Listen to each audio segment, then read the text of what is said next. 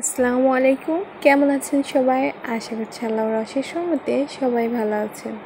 আলহামদুলিল্লাহ আমরাও ভালো আছি। মম লাইফ সাদিয়া চ্যানেলে আপনাদের সবাইকে স্বাগতম। আমি সাদিয়া ব্রাহ্মণবাড়িয়া থেকে বলছি। বাজার থেকে কিছু ফল নিয়ে এসেছিলো আর সেগুলো এখন গুছিয়ে রাখছি। বরাবরের মতো আজকেও সংসারের কাজকর্ম দিয়েই ব্লগটিকে সাজিয়েছি। আশা করছি আপনাদের ভালো লাগবে।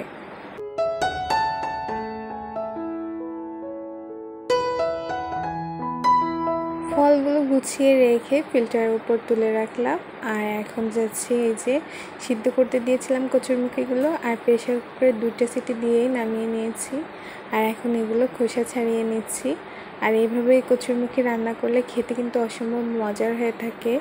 তো কচুরমুখি ছিলে এক সাইডে রেখে দিয়েছি। আর এখন ভাবছি বাচ্চাদেরকে বেল মাখিয়ে দেবো। আর সকাল 11টা বাজে, তো ওদেরকে আরবি পড়াচ্ছে, আন্টি এসেছেন।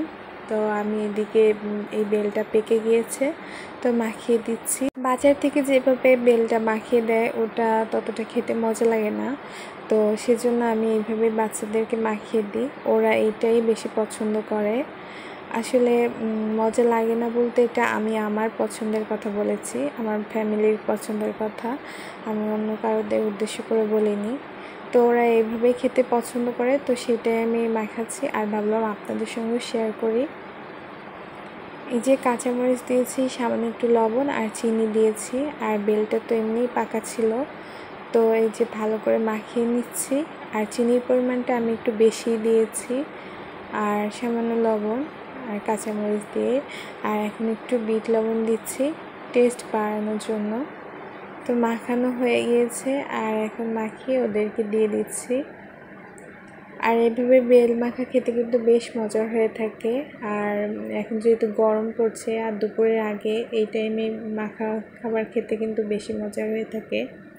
তো এখন আমি দুপুরে রান্নায় চলে এসেছি। তো যেহেতু দেখিয়েছি আগেই কচুরমুখী রান্না করব, তো সেজন্য মাছগুলোকে আর কি ভেজে নিচ্ছি লবণ হলুদ মাখিয়ে। তো ভাজির জন্য আগে রেডি করে নিচ্ছি লবণ হলুদ মাখিয়ে। আর এদিকে আমি পেঁয়াজ রসুন আর কাঁচামরিচ জিরা একসঙ্গে বেটে নিয়েছিলাম। আর এর ভিতরে এই যে লবণ আর হলুদ দিচ্ছি, সাথে দেব ধনিয়া গুঁড়া দিয়ে আলাদা করে রাখছি।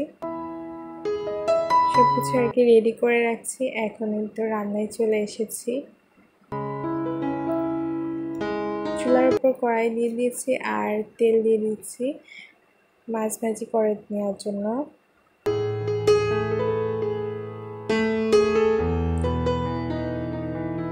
তেলটা গরম হয়ে এসেছে, আর এখন আমি মাছগুলো দিয়ে দিচ্ছি।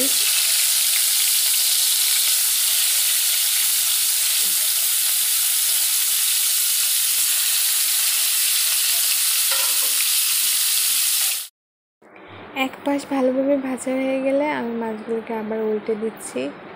উল্টে পাল্টে বেশি ভাজি করব না, আসলে হালকা একটা কালার চলে আসলেই আমি নামিয়ে নিয়েছি। যেহেতু তরকারিতে রান্না করবো সেজন্য অনেক কড়া করে ভাজি করলাম না। আর ওই যে মশলাটা রেডি করে রেখেছিলাম ওইটা আর কি সেই ভেজে মাছ তুলে নেওয়ার পরে যে তেলটা ছিল তার ভিতরে দিয়ে দিয়েছি। দিয়ে সামান্য একটু পানি দিচ্ছি যাতে পুড়ে না যায়। দিয়ে এখন ভালো করে মশলাটাকে কষিয়ে নিব।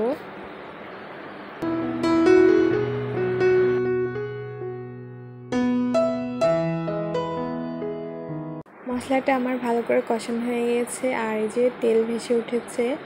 তো এখন আমি এর ভিতরে কচুরমুখিগুলো ঢেলে দিচ্ছি। আর কচুরমুখি যেহেতু আগে থেকে সিদ্ধ করা, তাই বেশি সময় আর কি কষানোর প্রয়োজন নেই, আর নাড়াচাড়াও দরকার হবে না। কিছু সময় রেখে ভালো করে মশলাটা মাখিয়ে নিয়ে তারপরে আমি এর ভিতরে ঝোলের পানি দিয়ে দেবো।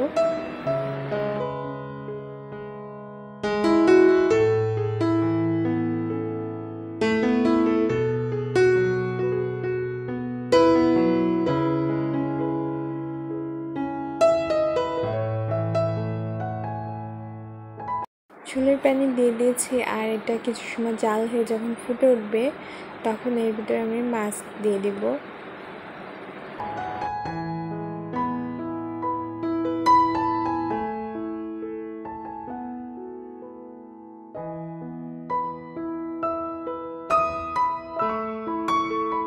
তো আমার কচুরমুখির তরকারি আর কি ফুটে উঠেছে পানি। তো ঝোলের পানি আর কি। সেজন্য এখন আমি এর ভিতরে মাছগুলো দিয়ে দিচ্ছি। আর এতে করে হবে কি মাছগুলো বেশ ভালো জাল হবে। তো একটা সময় এই যে এভাবে নেড়েচেড়ে জাল করে নিচ্ছি। আর আমার তরকারি কিন্তু প্রায় হয়ে এসেছে, তো আমি নামিয়ে নিব।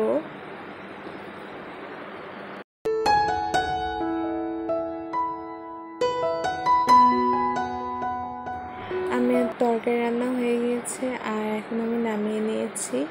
আর এই তো গরম গরম, এরপরে আমি ভাজা জিরা গুঁড়া দিয়ে দিব। আর এখানেই বিদায় নিয়ে নিচ্ছি। আজকের ভিডিওটা এই পর্যন্ত। সবাই ভালো থাকবেন, সুস্থ থাকবেন। আল্লাহ হাফেজ। আসসালামু আলাইকুম।